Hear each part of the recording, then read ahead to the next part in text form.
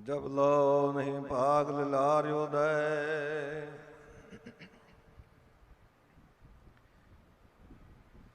तब लो भ्रमते फिरते बहुतायो। कल को होर समुद्र में बूढ़त थे,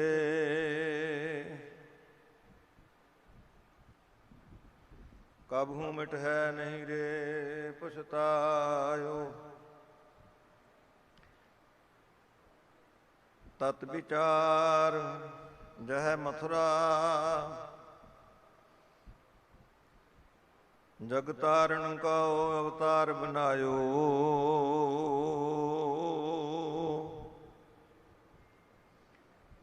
जप्यो जिन अर्जन देव गुरु, फिर संकट जोन गर्व न आयो। तरण गगन नवखंड में, जोत स्वरूपी रह्यो पर।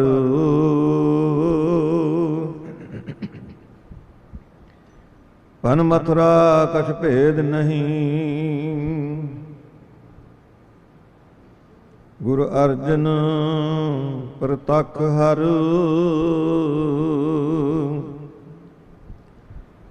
पन मथुरा कछ भेद नहीं, गुरु अर्जन प्रतख हर।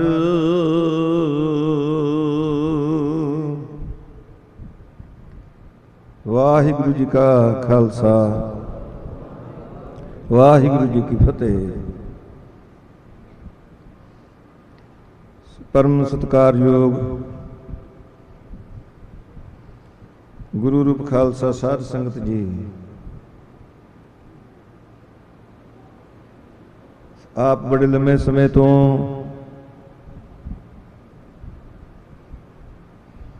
सचखंड श्री हरिमंदिर साहिब दे हजूरी रागी ਸਿੰਘਾਂ ਦੇ ਪਾਸੋਂ ਗੁਰਬਾਣੀ ਦਾ ਅੰਮ੍ਰਿਤਮਈ ਕੀਰਤਨ ਸਰਵਣ ਕਰ ਰਹੇ ਸੀ।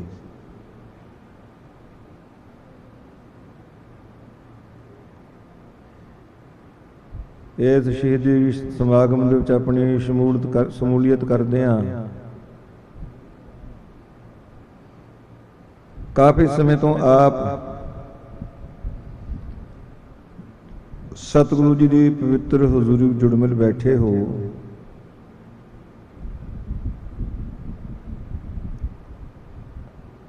हर साल की तरह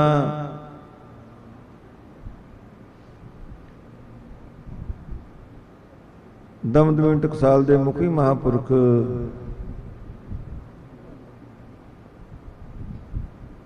संत ज्ञानी हरनाम सिंह जी खालसा ने बाबाणियां कहानियां पुत सुपुत करेण दे महावाक नूं सफला करन वास्ते ये शहीदी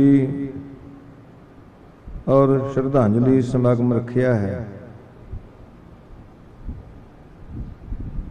पिछले दिनों दे विच संगतां ने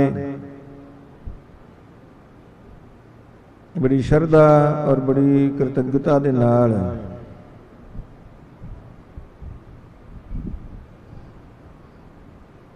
ਸਾਹਿਬ ਗੁਰੂ ਅਰਜਨ ਦੇਵ ਜੀ ਮਹਾਰਾਜ ਦੇ ਕੀਤੇ ਉਪਕਾਰਾਂ ਨੂੰ,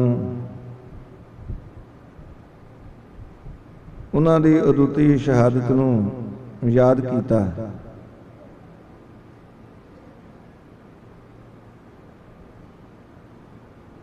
ਕਿਉਂਕਿ ਮਨਾਉਣਾ ਇਹ ਮਨਾਏ ਜਾਂਦੇ ਨੇ, ਗੁਰਪੁਰਬ ਪ੍ਰਕਾਸ਼ ਪੁਰਬ ਹੋਵੇ ਜਾਂ ਗੁਰਗੱਦੀ ਦਿਵਸ ਹੋਵੇ, ਇਹ ਗੁਰਪੁਰਬ ਮਨਾਏ ਜਾਂਦੇ ਨੇ। ਜਿਹੜੇ ਸਾਡੇ ਗੁਰੂ ਸਾਹਿਬਾਨ ਦੇ ਜੋਤੀ ਜੋਤ ਸਮਾਉਣ ਦੇ ਗੁਰਪੁਰਬ ਜਾਂ ਇਸ ਤਰ੍ਹਾਂ ਦੇ ਸ਼ਹੀਦੀ ਸਮਾਗਮ, ਇਹਨਾਂ ਦੀ ਬਾਬਤ ਆਪਾਂ ਇਉਂ ਨਹੀਂ ਕਹਿ ਸਕਦੇ ਇਹ ਸ਼ਹੀਦੀ ਸਮਾਗਮ ਮਨਾਇਆ ਜਾ ਰਿਹਾ ਹੈ ਜਾਂ ਇਹ ਘੱਲੂਘਾਰਾ ਦਿਵਸ ਮਨਾਇਆ ਜਾ ਰਿਹਾ ਹੈ। ਇਹ ਤੇ ਆਪਾਂ ਆਪਣੇ ਪੂਰਵਜਾਂ ਦੀਆਂ ਕੁਰਬਾਨੀਆਂ ਨੂੰ ਯਾਦ ਕਰਦੇ ਹਾਂ।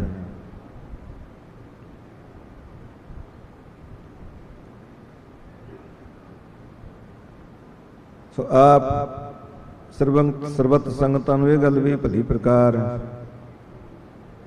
ਜ਼ਰੂਰ ਪਤਾ ਹੋਵੇਗੀ ਕਿ ਜਿਨ੍ਹਾਂ ਦਿਨਾਂ ਦੇ ਵਿੱਚ ਦਰਬਾਰ ਸਾਹਿਬ ਦੇ ਉੱਪਰ ਸ੍ਰੀ ਅਕਾਲ ਤਖਤ ਸਾਹਿਬ ਦੇ ਉੱਪਰ ਹਮਲਾ ਹੋਇਆ, ਉਹਨਾਂ ਦਿਨਾਂ ਦੇ ਵਿੱਚ ਸ੍ਰੀ ਅੰਮ੍ਰਿਤਸਰ ਸਾਹਿਬ ਭਾਰੀ ਗਿਣਤੀ ਦੇ ਵਿੱਚ ਸੰਗਤਾਂ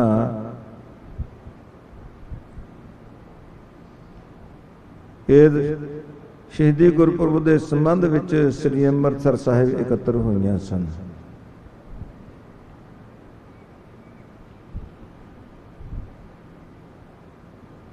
ਜ਼ਿਆਦਾਤਰ ਨੁਕਸਾਨ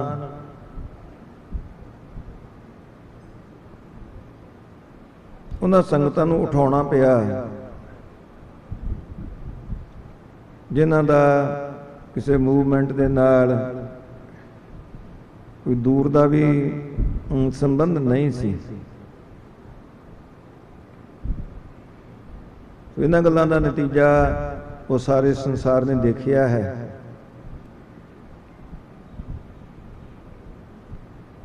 ਫਿਰ ਸਰਕਾਰ ਦੀ ਉਸ ਕਾਰਵਾਈ ਵਜੋਂ ਸਿੱਖ ਜਗਤ ਨੇ ਆਪਣਾ ਪ੍ਰਤੀਕਰਮ ਦਿੱਤਾ। ਉਹ ਸਾਰੇ ਸੰਸਾਰ ਤੇ ਵਿਦਿਤ ਹੈ।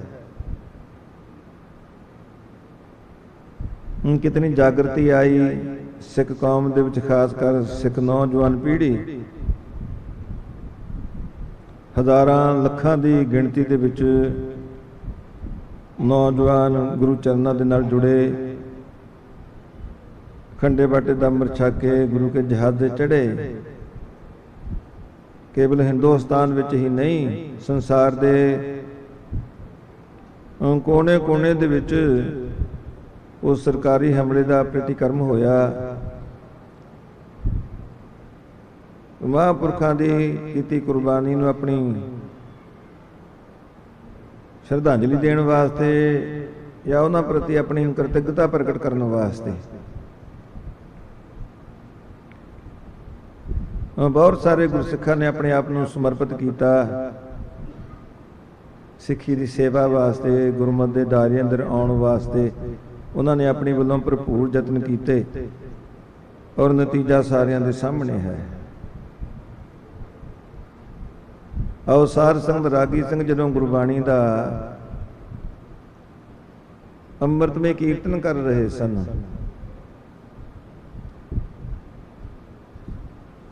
ਉਦਾਸ ਸੋਚ ਰਿਹਾ ਸੀ ਕਿ ਗੁਰਬਾਣੀ ਰਾਹੀਂ ਮਹਾਂਪੁਰਖ ਸੰਤ ਜਰਨੈਲ ਸਿੰਘ ਜੀ ਖਾਲਸਾ, ਉਹਨਾਂ ਮਹਾਂਪੁਰਖਾਂ ਦਾ ਜਾਂ ਜਿਹੜੀ ਉਹਨਾਂ ਦੀ ਸ਼ਖਸੀਅਤ ਸੀ, ਉਸ ਦੇ ਮਾਨੋ ਤਸਵੀਰ ਬਣਾ ਕੇ ਸੰਗਤਾਂ ਦੇ ਸਾਹਮਣੇ ਪੇਸ਼ ਕਰ ਰਹੇ ਸਨ। ਸੂਰਬੀਰ ਉਹਦੀ ਪਰਿਭਾਸ਼ਾ ਦੇ ਰਹੇ ਸਨ। ਜੋ ਗੁਰਮੁਖਾਂ ਦੀ, ਸਾਧੂਆਂ ਦੀ ਇੱਕ ਤੇ ਬਾਹਰ ਦੀ ਰਹਿਤ ਹੋਇਆ ਕਰਦੀ ਹੈ। ਸਤਿਗੁਰੂ ਜੀ ਨੇ ਸਾਨੂੰ ਬਾਹਰ ਦੀ ਰਹਿਤ ਦਿੱਤੀ। ਸਿੱਖੀ ਦੀਆਂ 5 ਨਿਸ਼ਾਨੀਆਂ, ਨਿਸ਼ਾਨੇ ਸਿੱਖੀ 5 ਹਰ ਫਸਤ ਕਾਪ, ਹਰ ਗਿਜ਼ ਨਾ ਬਾਸ਼ਨੀ ਈ 5 ਮੁਆਪ। ਔਰ ਇੱਕ ਗੁਰਸਿੱਖ ਦੀ, ਸਾਧੂ ਦੀ ਅੰਦਰ ਦੀ ਰਹਿਤ ਹੋਇਆ ਕਰਦੀ ਹੈ। ਸੰਤ ਰਹਿਤ ਸੁਨੋ ਮੇਰੇ ਭਾਈ, ਵਾ ਕੀ ਮਹਿਮਾ ਕਥਨ ਨਾ ਜਾਈ। ਜਿਨ੍ਹਾਂ ਦੀ ਮਹਿਮਾ ਕਿਸੇ ਕਥਨ ਦੇ ਵਿੱਚ ਨਹੀਂ ਆ ਸਕਦੀ, ਜਿਹੜੀ ਬਿਆਨ ਹੀ ਨਹੀਂ ਕੀਤੀ ਜਾ ਸਕਦੀ। ਜਿਸ ਪੰਕਤੀ ਦੀ ਟੇਕ ਲੈ ਕੇ ਉਹਨਾਂ ਨੇ ਸ਼ਬਦ ਦਾ ਗਾਇਨ ਕੀਤਾ, ਸੂਰਬੀਰ ਬਚਨ ਕੇ ਬਲੀ। ਸੂਰਬੀਰ ਹੈ ਕੌਣ? ਆਪਣੀ ਨਿੱਜੀ ਦੁਸ਼ਮਣੀ ਦਾ ਬਦਲਾ ਲੈਣ ਵਾਲੇ ਉਹ ਵੀ ਆਪਣੇ ਆਪ ਨੂੰ ਸੂਰਬੀਰ ਹੀ ਕਹਾਉਂਦੇ ਨੇ। ਜਾਂ ਫਿਰ ਮਜ਼ਲੂਮਾਂ ਦੇ ਉੱਪਰ दीनां दे उपर जुल्म करन वाले वो भी कहते ने असीं सूरबीर हाँ।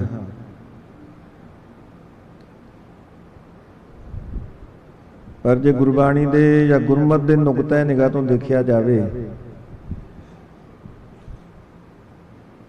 सूरबीर ते उसनों कहा जाता है जा कहो हर रंग लागो इस युग में है, सो कहियत है सूरा।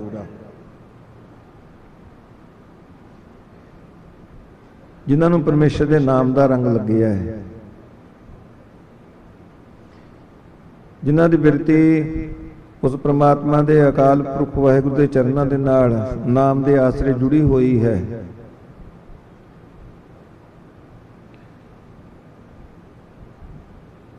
उस सतगुरु जी ने उन्होंने सूरबीर कथन किया है। जिन्हों ने विकारां दे उपर फतेह प्राप्त कर ली है, जिन मिल मारे पंच सूरबीर ऐसो कौन बली रे। जिन्हों ने पंज विकारां दे उपर श्री गुरु शब्द कमाए, जिन जीते पंच विकार। गुरु के शब्द की कमाई करके जिन्हों ने पंज विकारां दे उपर काम क्रोध आदिकां दे उपर फतेह प्राप्त कर लई, शब्द की बरकत द्वारा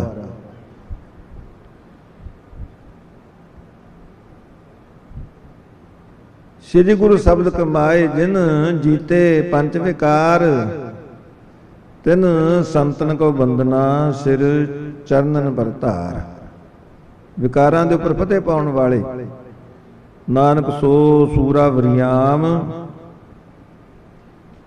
जिन विचों दुष्ट अहंकरण मारिया।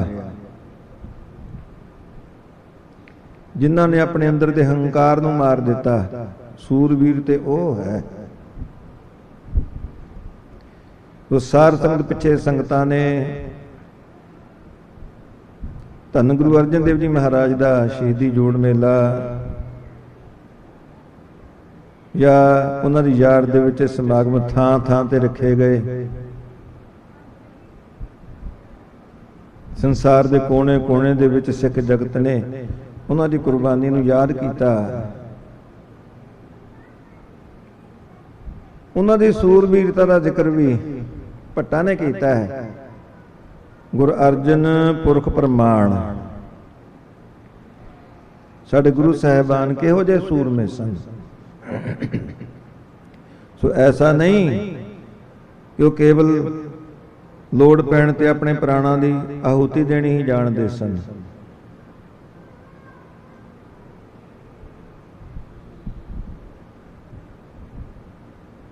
हुण साहिब गुरु अर्जन देव जी महाराज कैसे सूरबीर ने, किहड़ा उन्हां दे पास हथियार है। वो सार संगत पौराणिक इतिहास दे विचों इत्थे भट्टा ने एक दृष्टांत दिता है कि साहिब गुरु अर्जन देव जी महाराज ऐसे सूरमे ने। द्वापर युग दे विच भी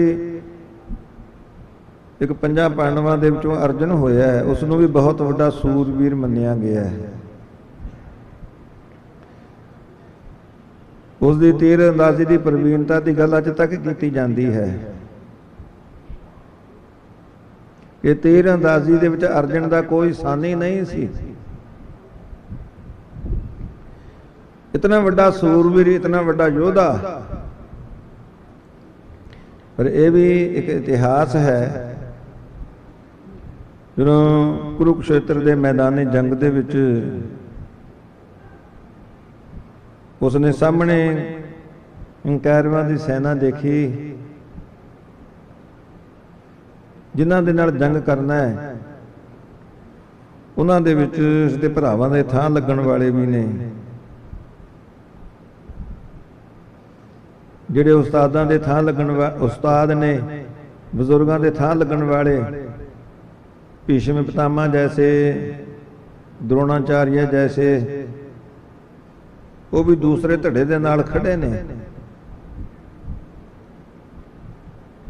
कहते उस वेले अर्जन का मन चलायमान हो गया। उसके सामने एक आदर्श सी, जिहड़ा इंसान अपने आदर्श तो डोल जावे। क्योंकि सार संग ਜਦੋਂ ਆਪਾਂ इतिहास ਦੇ ਕਿਸੇ ਵਾਕਿਆ ਜਾਂ ਕਿਸੇ ਘਟਨਾ ਦੀ ਬਾਬਤ ਵਿਚਾਰ ਕਰਦੇ ਆ ਨਾ, ਫਿਰ ਇਹ ਗੱਲ ਜ਼ਰੂਰੀ ਹੁੰਦੀ ਹੈ ਸਮਝਣੀ ਵੀ ਆਪਾਂ ਕਿਹੜੇ ਪੱਖ ਤੋਂ ਜਾਂ ਕਿਸ ਐਂਗਲ ਤੋਂ ਉਹਦੀ ਬਾਬਤ ਵਿਚਾਰ ਕਰ ਰਹੇ ਹਾਂ। ਹੁਣ ਜਿਸ ਐਂਗਲ ਤੋਂ ਵਿਚਾਰ ਆਪਾਂ ਕਰ ਰਹੇ ਹਾਂ ਕਿ ਅਰਜਨ ਦੇ ਸਾਹਮਣੇ ਇੱਕ ਆਦਰਸ਼ ਹੈ,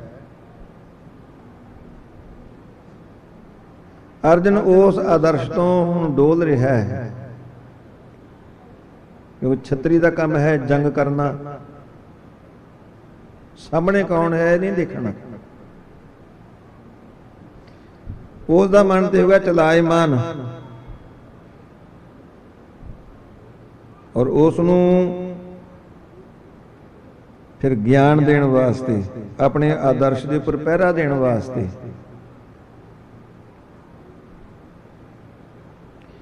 ਫਿਰ ਜਿਹੜੇ ਉਸ ਯੁੱਗ ਦੇ ਅਵਤਾਰ ਸਨ ਭਗਵਾਨ ਕ੍ਰਿਸ਼ਨ ਜੀ, ਉਹਨਾਂ ਨੂੰ ਗੀਤਾ ਦਾ ਉਚਾਰਨ ਕਰਨਾ ਪਿਆ। ਜਿਹੜਾ ਗੀਤਾ ਦਾ ਉਪਦੇਸ਼ ਅਰਜਨ ਦੇ ਪ੍ਰਥਾਏ ਦਿੱਤਾ ਗਿਆ, ਉਹ ਠੀਕ ਅੱਜ ਜਿਹੜੇ ਸਨਾਤਨ ਮਤ ਦੇ ਪੈਰੋਕਾਰ ਨੇ ਸਾਰੇ ਗੀਤਾ ਪੜ੍ਹਦੇ ਨੇ, ਸਾਰੇ ਲਾਭ ਉਠਾਉਂਦੇ ਨੇ। ਜੋ ਭਗਵਾਨ ਕ੍ਰਿਸ਼ਨ ਜੀ ਨੇ ਸੰਦੇਸ਼ ਤੇ ਦਿੱਤਾ ਅਰਜਨ ਨੂੰ, ਪਰ ਪ੍ਰਥਾਏ ਸਾਖੀ ਮਹਾਂਪੁਰਖ ਬੋਲਦੇ ਸਾਂਝੀ ਸਗਲ ਜਹਾਨੈ ਦੇ ਮਹਾਵਾਕ ਅਨੁਸਾਰ ਉਹ ਉਪਦੇਸ਼ ਤੇ ਹੁਣ ਸਾਰਿਆਂ ਵਾਸਤੇ ਹੀ ਹੈ ਵੀ ਜਿਹੜੀ ਆਤਮਾ ਹੈ ਉਹ ਪਰਮਾਤਮਾ ਦੀ ਅੰਸ਼ ਹੈ, ਉਹਦੀ ਅੰਸ਼ ਹੋਣ ਦੇ ਨਾਤੇ ਉਹਦੇ ਜੈਸੀ ਹੈ। ਇਸ ਨੂੰ ਤਾਂ ਕੋਈ ਕੱਟ ਨਹੀਂ ਸਕਦਾ, ਸ਼ਾਸਤਰ ਦੁਆਰਾ ਇਸ ਨੂੰ ਕੱਟਿਆ ਨਹੀਂ ਜਾ ਸਕਦਾ, ਅੱਗ ਇਸ ਨੂੰ ਸਾੜ ਨਹੀਂ ਸਕਦੀ ਜਾਂ ਪਾਣੀ ਇਸ ਨੂੰ ਡੋਬ ਨਹੀਂ ਸਕਦਾ। ਤਤਸਾਰ ਤੇ ਗੀਤਾ ਦਾ ਇਹੋ ਹੀ ਹੈ ਨਾ, ਵਿਸਥਾਰ ਭਾਵੇਂ ਆਪਾਂ ਜਿੰਨਾ ਮਰਜ਼ੀ ਲੰਮਾ ਕਰ ਲਈਏ।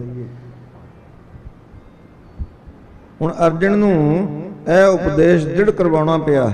ਭਗਵਾਨ ਕ੍ਰਿਸ਼ਨ ਜੀ ਨੇ ਇਸ ਗੱਲ ਦੀ ਜ਼ਰੂਰਤ ਮਹਿਸੂਸ ਕੀਤੀ, ਪਰ ਧੰਨ ਗੁਰੂ ਅਰਜਨ ਦੇਵ ਜੀ ਮਹਾਰਾਜ ਦੀ ਬਾਬਤ ਇੱਥੇ ਭੱਟਾਂ ਨੇ ਕਥਨ ਕੀਤਾ ਹੈ ਕਿ ਨਾ ਤੇ ਉਹਨਾਂ ਦਾ ਵੀ ਅਰਜਨ ਹੈ, ਪਰ ਉਹਨਾਂ ਦਾ ਮਨ ਚਲਾਇਮਾਨ ਨਹੀਂ ਹੋਇਆ। ਉਹਨਾਂ ਦੇ ਸਾਹਮਣੇ ਵੀ ਕੋਈ ਆਦਰਸ਼ ਹੈ। ਉਹ ਆਦਰਸ਼ ਕੀ ਹੈ? ਇੱਕ ਤੇ ਜੋ ਆਪ ਨੇ ਆਰ ਸ੍ਰੀ ਗੁਰੂ ਗ੍ਰੰਥ ਸਾਹਿਬ ਜੀ ਮਹਾਰਾਜ ਦੀ ਸਿਰਜਣਾ ਕੀਤੀ, ਵੀ ਇਹਦੇ ਵਿੱਚ ਕੋਈ ਅਦਲਾ ਬਦਲੀ, ਕੋਈ ਤਬਦੀਲੀ ਨਹੀਂ ਹੋਵੇਗੀ। ਬਾਦਸ਼ਾਹ ਜਹਾਂਗੀਰ ਚਾਹੁੰਦਾ ਕਿ ਇਹਦੇ ਵਿੱਚ ਕੋਈ ਅਦਲਾ ਬਦਲੀ ਕਰ ਦਿੱਤੀ ਜਾਵੇ। ਉਹ ਤਾਰੀਫ ਵੀ ਕਰ ਰਿਹਾ ਸਾਹਿਬ ਗੁਰੂ ਅਰਜਨ ਦੇਵ ਜੀ ਮਹਾਰਾਜ ਦੀ ਕਿ ਤੁਸੀਂ ਇਹ ਧਾਰਮਿਕ ਗ੍ਰੰਥ ਤਿਆਰ ਕੀਤਾ, ਮੈਂ ਸੁਣਿਆ ਇਹਦੇ ਵਿੱਚ ਤੁਸੀਂ ਹਿੰਦੂ ਭਗਤਾਂ ਦੀ ਬਾਣੀ ਵੀ ਦਰਜ ਕੀਤੀ ਹੈ, ਨਾਲ ਮੁਸਲਮਾਨ ਫਕੀਰਾਂ ਦੀ ਬਾਣੀ ਨੂੰ ਵੀ ਇਹਦੇ ਵਿੱਚ ਥਾਂ ਦਿੱਤੀ ਹੈ। ਤੁਹਾਡਾ ਇਹ ਕਾਰਜ ਬਹੁਤ ਸ਼ਲਾਘਾਯੋਗ ਹੈ। ਹੋਰ ਵੀ ਚੰਗਾ ਹੋਵੇ ਜੇ ਤੁਸੀਂ ਇਹਦੇ ਵਿੱਚ ਮੁਹੰਮਦ ਸਾਹਿਬ ਦੀ ਸਿਫਤ ਦੇ 4 ਲਫ਼ਜ਼ ਪਾ ਦਿਓ। ਪਰ ਗੁਰੂ ਅਰਜਨ ਦੇਵ ਜੀ ਮਹਾਰਾਜ ਕਹਿਣ ਲੱਗੇ, ਇਹ ਬਾਦਸ਼ਾਹ ਇਹ ਕਾਰਜ ਇੱਕ ਵਾਰ ਹੁਣ ਸੰਪੂਰਨ ਹੋ ਗਿਆ ਹੈ, ਇਹਦੇ ਵਿੱਚ ਹੁਣ ਕੋਈ ਬਾਤ ਘਾਟ ਨਹੀਂ ਹੋ ਸਕਦੀ। ਜੇ ਅੱਜ ਅਸੀਂ ਤੇਰੇ ਜ਼ੇਰੇ ਅਸਰ ਹੋ ਕੇ ਇਹਦੇ ਵਿੱਚ ਕੋਈ ਤਬਦੀਲੀ ਕਰਦੇ ਹਾਂ, ਫਿਰ ਕੱਲ ਨੂੰ ਇਹ ਸਿਲਸਿਲਾ ਇੱਕ ਵਾਰ ਇਹੋ ਜਿਹਾ ਸ਼ੁਰੂ ਹੋਵੇਗਾ ਜਿਹੜਾ ਕਿਤੇ ਬੰਦ ਹੋਣ ਦਾ ਨਾਂ ਹੀ ਨਹੀਂ ਲਏਗਾ। ਸਤਿਗੁਰੂ ਜੀ ਨੇ ਸਾਫ਼ ਇਨਕਾਰ ਕਰ ਦਿੱਤਾ।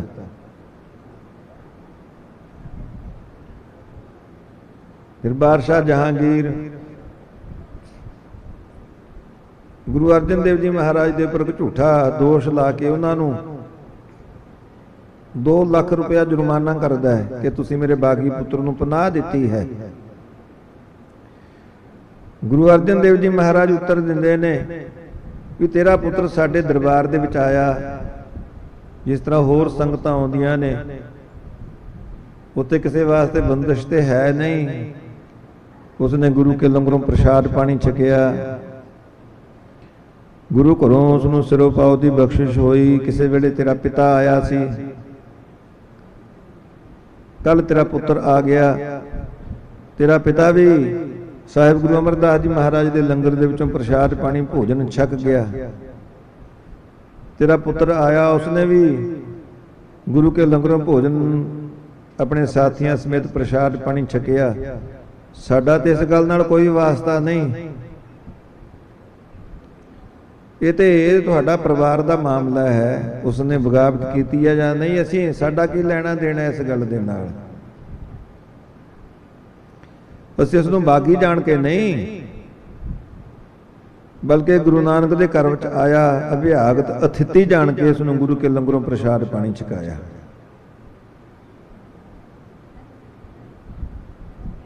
पर बादशाह कहन लगा तुसीं बहुत वड्डा अपराध कीता है।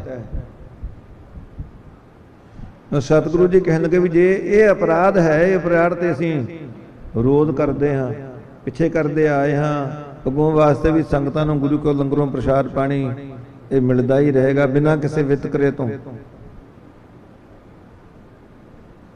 पर बादशाह जहांगीर कहन लगा भी तुहानूं इस दोष के बदले 2 लाख रुपया जुर्माना किया जाता है।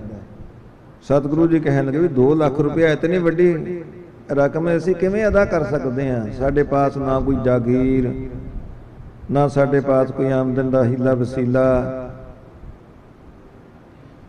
कहन लगा तुहाडे पास किहड़ी चीज़ का घाटा है? तुहाडे पास ते माया का मींह बरसदा है। साहिब गुरु अर्जन देव जी महाराज जान गए भी बादशाह की अख संगतां दीआं कार भेटावां दे उपर है। कहण लगे ऐ बादशाह जिहड़ी तूं गल कर रही है भी तुहाडे पास तुहाडे अगे ते माया दा मींह बरसदा है, वो है संगतां दी खून पसीने दी कमाई। उसनूं परोपकार दे कारजां दे विच खर्च के सफल ते कीता जा सकदा है। 2 लाख ते दूर की गल रही, उहदे विच 2 कौडियां भी शाही खजाने वास्ते नहीं दित्तियां जा सकदियां। उस सार संगत ये साहिब गुरु अर्जन देव जी महाराज का आदर्श है भी जिहड़ियां संगतां दीआं कार भेटावां, संगतां दी खून पसीने की कमाई सिर्फ और सिर्फ परोपकार के कारजां उपर ही खर्च होनी चाहिए है। ये सतगुरु जी का संदेश है अपनी उम्मत अपने पैरोकारां वास्ते। हुण असीं भी ध्यान देना, असीं उहदे उपर किन्ना क पहरा दे रहे हाँ। हाँ, धन गुरु अर्जन देव जी महाराज के सामने यह दूसरा आदर्श है। साफ इनकार कर दिता कि संगतां दी ये भेटा शाही खजाने वास्ते नहीं दिती जा सकती। असीं अपराध ही किहड़ा कीता जिहदे बदले असीं इतना वड्डा जुर्माना अदा करिए? नाल साडे पास ते अपनी कोई वस्तु है ही नहीं, साडे पास अपना कोई आमदन का हीला वसीला ही नहीं, ये सारी माया संगतां दी ही है। फिर तीसरी गल बादशाह कह रहा है भी जे तुसीं इतना जुर्माना अदा नहीं कर सकते, फिर तीसरी गल तुसीं कलमा पढ़ लो, दीन इस्लाम कबूल कर लो। वो सार संगत ये गल किवें हो सकती है? सतगुरु जी कहन लगे बादशाह तैनू अपना दीन प्यारा है भी सानू अपना धर्म प्यारा है। असी अपना सोए धर्म भी नहीं छड़ सकते। वो सार संगत है धन गुरु अर्जन देव जी महाराज के आदर्श ने, ये उन्होंने सामने ने। एक पास हिंदुस्तान की हुकूमत है, हिंदुस्तान का चक्रवर्ती बादशाह है, और दूसरे पासे धन गुरु अर्जन देव जी महाराज। वो भावें उन्होंने जिहड़ी हैसियत है ना, उन्होंने सामने बादशाह जहांगीर की चीज है। जिहड़ा सतगुरु जी का मुरातबा है, सतगुरु सच्चा पातशाह होर बादशाह कूड़े दुनियारे। पर फिर भी दुनियावी नुकता निगाह तो वो बादशाह तो यह समझदा है फकीरी गद्दी के मालिक ने, मैं हिंदुस्तान का चक्रवर्ती बादशाह। पर गुरु अर्जन देव जी महाराज ने ਕਿਸੇ बड़े पातशाह की परवाह नहीं की, अपने आदर्श तो चलाएमान नहीं होए, जिस करके उन्होंने बाबत भट्टा ने कथन किया है, गुरु अर्जन पुरख प्रमाण पार्थो चाले नाही। एक पाठ इस तरह भी किया जाता है, पार्थ वो चाले नहीं, अर्थ ओहो ही बनता है कि चलाएमान नहीं होए। धन गुरु अर्जन देव जी महाराज अपने आदर्श तो डोले नहीं। उन्होंने पास किहड़ी ऐसी शक्ति है जिहड़ी उन्होंने इरादे नूं इतना मजबूत बना रही है। निजा नाम निशान, जंग करना होवे हथियार चाहिए ने। और साहिब गुरु अर्जन देव जी महाराज के पास जिहड़ा हथियार है नाम दा निजा, निजा नाम निशान सतगुर शब्द सवारे। कवि चूड़ामणि भाई संतोख सिंह जी ने एक जगह ते जिक्र किया है कि साहिब गुरु नानक देव जी महाराज भी सुल्तानपुर तो चले सन किसी वेले कोई जंग करने वास्ते। उन्होंने पास भी कोई सेना है, उन्होंने सेना के पास भी हथियार ने। आसवी गुणों पर फतेह हासिल करने वास्ते आप शुभ गुणों की सेना ला के चल पे। दिग्विजय हेत साज वेदी कुलकेत दल चले, दंभ दल दे को दल ने बिदारिया। भगति की केत पट प्रेम के समेत कर कीर्त निशानों कहरानों कन भारिया। जो कोई फौज चढ़ाई करने वास्ते जाती है ना, अगे अगे उन्होंने अपना झंडा हुंदा है, अपना निशान हुंदा है। साहिब गुरु नानक देव जी महाराज की जिहड़ी शुभ गुणों की सेना है, उन्होंने पास भगती का झंडा है जिहदे उपर प्रेम का वस्त्र फहरा रहा है। अगे अगे परमात्मा की अकाल पुरख वाहिगुरु की कीर्ति दे नगारे वज रहे ने। भगती की केत पट प्रेम के समेत कर कीर्त निशानों कहरानों कन भारिया। उन्होंने पास हथियार किहड़े ने? ज्ञान को खड़ग धर जुगत कमान कर, नाना दृष्टांत लीन सली मुख धारिया। पास ज्ञान की खड़ग तलवार है, जुगत की कमान है, उहदे उपर चाड़ के जिहड़े तीर छड्डने ने उहने शब्दां दे प्रमाणां दे शब्द जिती। सिद्ध मंडली कीतो अपना पंथ निराला। ज्ञान को खड़ग धर जुगत कमान कर, नाना दृष्टांत लीन सली मुख धारिया। एक हथियार होर भी है, उहदा उपयोग सतगुरु जी किते किते करते हैं। जो पाखंड का पाप का बहुता मजबूत किला देखते हैं, जिते दुश्मन के नाल लड़ाई आमो सामने होवे फिर ते उत्ते तीर भी काम कर दिंदा है, तलवार भी काम कर दिंदी है। पर जे दुश्मन ने किसी मजबूत किले की ओट लई होवे, फिर तीर तलवार काम नहीं करते। फिर उत्ते जिहड़े हथियार की जरूरत पैंदी है, जहां दृढ़ कोट तहां करामात तोप संग ढाए के मैदान कीन मिले अर हारिया। हाँ, साध संगत कहण तो भाव इधर साहिब गुरु अर्जन देव जी महाराज के पास भी केड़ा नेजा है, केड़ा बरछा है। साहिब गुरु अर्जन देव जी महाराज के पास नेजा नाम निशान,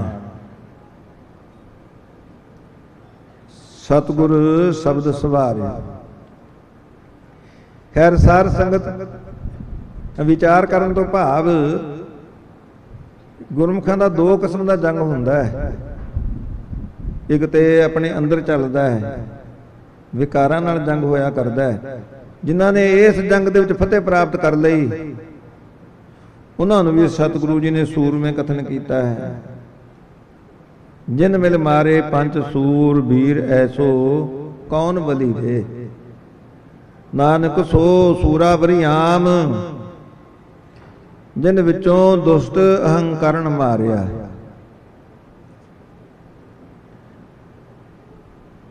हाँ, श्री गुरु शब्द कमाए जिन जीते पंच विकार। ਜਾਂ ਫਿਰ ਜਿਹਨੇ ਆਪਣੇ ਮਨ ਦੇ ਉੱਪਰ ਹੀ ਫਤਿਹ ਪ੍ਰਾਪਤ ਕਰ ਲਈ, ਆਪਣੇ ਮਨ ਨੂੰ ਹੀ ਜਿੱਤ ਲਿਆ। ਭਰਤਰੀ ਜੀ ਦਾ ਕਥਨ ਹੈ, ਮਨ ਰਿਪ ਜੀਤਾ ਸਭ ਰਿਪ ਜੀਤੇ। ਜਿਹਦਾ ਮਨ ਰੂਪੀ ਦੁਸ਼ਮਣ 'ਚ ਜਿਉਂਦਾ ਹੈ, ਦੁਨੀਆ ਭਾਵੇਂ ਜਿੱਤ ਲਈ ਹੋਵੇ ਪਰ ਮਨ ਰੂਪੀ ਦੁਸ਼ਮਣ 'ਚ ਜ਼ਿੰਦਾ ਹੈ, ਤੇ ਸਮਝ ਲਓ ਅਜੇ ਉਸਦੇ ਸਾਰੇ ਦੁਸ਼ਮਣ ਜਿਉਂਦੇ ਨੇ, ਕਿਸੇ ਨੂੰ ਵੀ ਨਹੀਂ ਜਿੱਤਿਆ। ਪਰ ਜੇ ਮਨ ਰੂਪੀ ਦੁਸ਼ਮਣ ਨੂੰ ਜਿੱਤ ਲਿਆ, ਮਨ ਰਿਪ ਜੀਤਾ। ਹੁਣ ਸਾਰ ਸੰਗਤ ਪੰਕਤੀ ਉਹੋ ਹੀ ਹੈ, ਉਹੋ ਹੀ ਅਲਫਾਜ਼ ਨੇ ਔਰ ਉਹੋ ਹੀ ਉਹਨਾਂ ਦੇ ਸਪੈਲਿੰਗਸ ਨੇ, ਪਰ ਭਾਵ ਅਰਥ ਦਾ ਜ਼ਮੀਨ ਅਸਮਾਨ ਦਾ ਅਰਥ ਹੈ। ਪਹਿਲਾ ਜੀਤਾ ਤੋਂ ਭਾਵ ਜਿਉਂਦਾ ਹੈ, ਜ਼ਿੰਦਾ ਹੈ। ਜਿਨ੍ਹਾਂ ਦਾ ਮਨ ਰੂਪੀ ਦੁਸ਼ਮਣ ਜ਼ਿੰਦਾ ਹੈ, ਮਨ ਰਿਪ ਜੀਤਾ ਸਭ ਰਿਪ ਜੀਤੇ, ਸਾਰੇ ਦੁਸ਼ਮਣ 'ਚ ਜ਼ਿੰਦਾ ਨੇ। ਪਰ ਜਿਨ੍ਹਾਂ ਨੇ ਮਨ ਰੂਪੀ ਦੁਸ਼ਮਣ ਜਿੱਤ ਲਿਆ, ਮਨ ਰਿਪ ਜੀਤਾ, ਇਹਦੇ ਉੱਪਰ ਫਤਿਹ ਪ੍ਰਾਪਤ ਕਰ ਲਈ ਹੈ, ਸਭ ਰਿਪ ਜੀਤੇ, ਮਾਨੋ ਉਹਨਾਂ ਨੇ ਸਾਰੇ ਹੀ ਆਪਣੇ ਦੁਸ਼ਮਣ ਜਿੱਤ ਲਏ। ਹੋਰ ਕਿਸੇ ਨੂੰ ਜਿੱਤਣ ਦੀ ਲੋੜ ਹੀ ਨਹੀਂ, ਜਿਸ ਨੇ ਮਨ ਜਿੱਤ ਲਿਆ। ਮੁੰਦਾ ਸੰਤੋਖ ਸਰਮਪਤ ਝੋਲੀ, ਧਿਆਨ ਕੀ ਕਰਹਿ ਵਿਭੂਤ। ਖਿੰਥਾ ਕਾਲ ਕੁਆਰੀ ਕਾਇਆ ਜੁਗਤ ਡੰਡਾ, ਪ੍ਰਤੀਤ ਆਈ ਪੰਥੀ ਸਗਲ ਜਮਾਤੀ, ਮਨ ਜੀਤੈ ਜਗ ਜੀਤ। ਉਦਾਸ ਬੇਨਤੀ ਕਰ ਰਿਹਾ ਸੀ, ਰਾਗੀ ਸਿੰਘ ਗੁਰਬਾਣੀ ਦਾ ਅੰਮ੍ਰਿਤਮਈ ਕੀਰਤਨ ਕਰ ਰਹੇ ਸਨ। ਮਾਨੋ ਸੰਤ ਗਿਆਨੀ ਜਰਨੈਲ ਸਿੰਘ ਜੀ ਖਾਲਸਾ, ਉਹਨਾਂ ਦੀ ਸ਼ਖਸੀਅਤ ਦੀ ਤਸਵੀਰ ਸਾਡੇ ਸਾਹਮਣੇ ਲਿਆ ਕੇ ਉਹਨਾਂ ਨੇ ਖੜੀ ਕਰ ਦਿੱਤੀ ਕਿ ਉਹਨਾਂ ਨੇ ਇਹਨਾਂ ਵਿਕਾਰਾਂ ਦੇ ਉੱਪਰ ਵੀ ਫਤਿਹ ਪ੍ਰਾਪਤ ਕੀਤੀ। ਔਰ ਫਿਰ ਜੋ ਸੂਰਬੀਰ ਦੀ ਹੋਰ ਵੀ ਪਰਿਭਾਸ਼ਾ ਹੈ ਗੁਰਬਾਣੀ ਦੇ ਵਿੱਚ, ਸੂਰਾ ਸੋ ਪਹਿਚਾਨੀਐ ਉਲਰੈ ਦੀਨ ਕੇ ਹੇਤ, ਪੁਰਜਾ ਪੁਰਜਾ ਕਟ ਮਰੇ ਕਬੂ ਨਾ ਛਾੜੈ ਖੇਤ।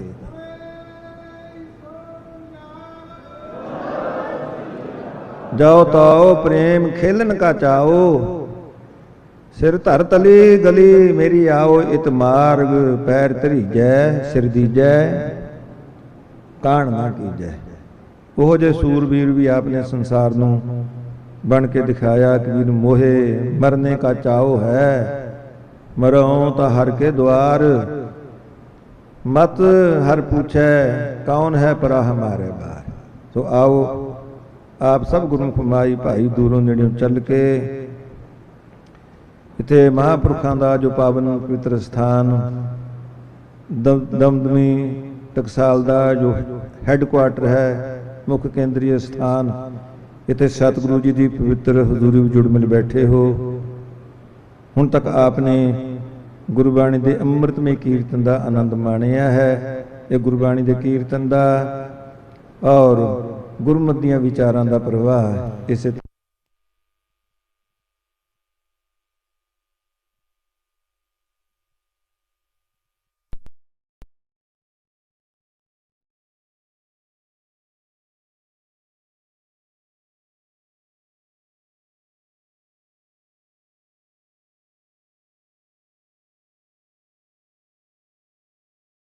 ਵਿੱਚ ਬਾਹਰ ਹੁੰਦਾ ਹੈ, ਅਮਰੀਕਾ ਜਾਂ ਕੈਨੇਡਾ ਦੇ ਵਿੱਚ। ਪਰ ਇਸ ਵਾਰ ਸਬੱਬ ਬਣਿਆ, ਮਹਾਂਪੁਰਖਾਂ ਦਾ ਹੁਕਮ ਹੋਇਆ, ਇਸ ਸ਼ਰਧਾਂਜਲੀ ਇਸ ਸ਼ਹੀਦੀ ਸਮਾਗਮ ਤੇ ਹਾਜ਼ਰੀ ਭਰਨ ਦਾ ਸਤਿਗੁਰੂ ਜੀ ਨੇ ਅਵਸਰ ਦਿੱਤਾ। ਸੰਗਤਾਂ ਦੇ ਦਰਸ਼ਨ ਕਰਨ ਦਾ ਇਹ ਸੁਭਾਗ ਪ੍ਰਾਪਤ ਹੋਇਆ।